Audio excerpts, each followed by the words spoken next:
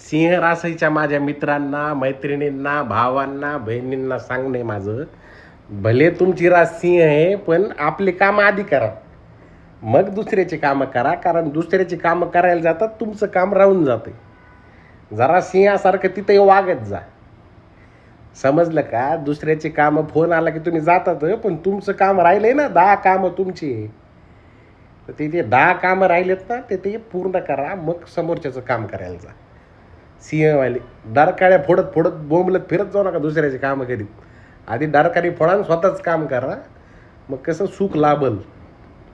बाकी एकदम व्यवस्थित आहे, तसंच राहा. धन्यवाद. जय हिंद, जय महाराष्ट्र. कुंभ राशीच्या माझ्या भावांना, बहिणींना सांगणं आहे मला, भावांना तुमच्याकडं खूप ज्ञान आहे, खूप ज्ञान आहे, पण समोरच्याची ती पात्रता नाही ना तेवढी ती स्वीकारायची. तुम्ही त्याला ज्ञान देता, त्याला ते घ्यायचं नाही, तर तुम्हाला तुमचा अपमान का वाटतो तसा? अपमान वाटू देऊ नका. 2-3 ज्ञानाचे फेकून मारत जा तुम्ही, पण त्याची पात्रता नाही ना ती कॅच करण्याची, तर त्याला सांभाळून घ्या ना थोडं. निवांत राहा. मीन राशीच्या माझ्या सर्व भावांना, बहिणींना तुम्ही खूप गोड आहेत, पण तुमचे शब्द ना तुम्ही ना सांभाळून जरा वापरीत जा.